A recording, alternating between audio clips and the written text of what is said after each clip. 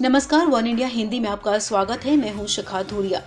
रविवार को गृह मंत्री अमित शाह का पूर्वोत्तर राज्यों के दौरे का अंतिम दिन था। अपने दौरे के दूसरे दिन की शुरुआत अमित शाह ने कामाख्या मंदिर से की। अमित शाह सुबह असम के प्रसिद्ध कामाख्या मंदिर पहुंचे।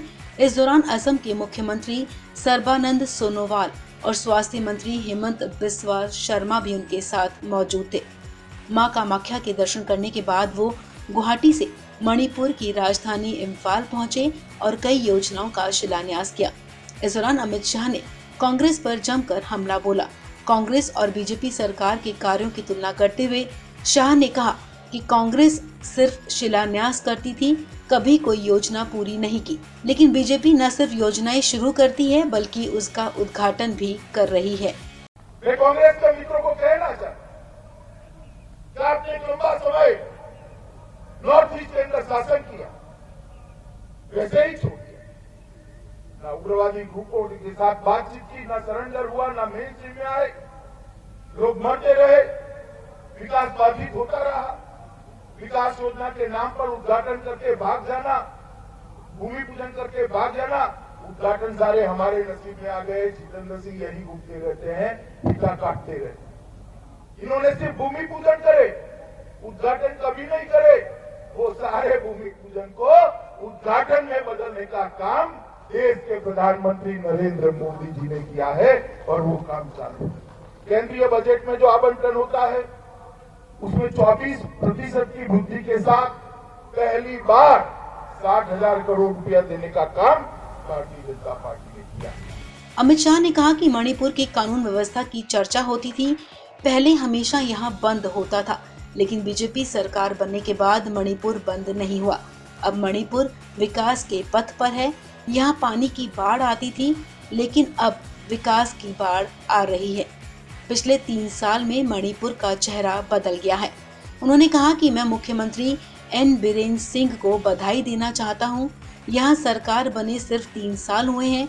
3 साल के अंदर मोदी जी ने वादों को पूरा किया। अमित शाह ने कहा कि मणिपुर में रुकावटें आ रही थी, लोगों को दिक्कतें हो रही थी, लेकिन पिछले 3 सालों में कोई रुकावट नहीं आई। बीरेन्द्र सिंह सरकार ने मणिपुर को नई पहचान दी है। हमारे लोकप्रिय मुख्यमंत्री जिन्होंने मणिपुर को बंद और ब्लॉकेज के युग से बाहर निकालकर विकास के रास्ते पर चढ़ाने का काम किया है, ऐसे भाई बीरेन्द्र सिंह जी जिन्होंने डोनर मंत्रालय में गति और ऊर्जा भरकर पूरे नॉर्थ ईस्ट को भारत के दृष्टिकोण में भारत को नॉर्थ ईस्ट का एक नया परिचय कराने का काम किया है। मणिपुर एक जमाने में इंसर्जेंसी के लिए, बंद के लिए, ब्लॉकेज के लिए जाना जाता था। लॉ एंड ऑर्डर की परिस्थिति मणिपुर में बहुत चर्चा में रहती थी। आज इम्फाल में राज्य पुलिस मुख्यालय का भी भूमि पूजन हो रहा है। इसको मुझे आनंद है कि मेरे हाथों से वो हो रहा है। अमित शाह ने कहा कि मूल निवासियों के लिए इनर लाइन परमिट की मांग करते करते मणिपुर वाले भूल गए थे।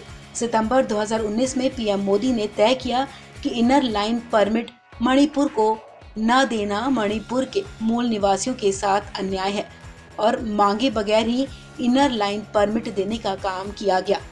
शाह ने कहा कि पूर्वोत्तर को अलगाववाद और हिंसा के लिए जाना जाता था, लेकिन पिछले 6 सालों में लगभग सभी सशस्त्र समूहों ने एक के बाद एक हथियार डाल दिए और हिंसा में कमी आई। शाह ने कहा कि मुझे उम्मीद है कि बचे हुए सशस्त्र समूह भी हिंसा छोड़ देंगे और मुख्य धारा में शामिल होंगे। इस खबर में फिलहाल इतना ही। तमाम अपडेट्स के लिए आप बने रहिए वन इंडिया हिंदी के साथ।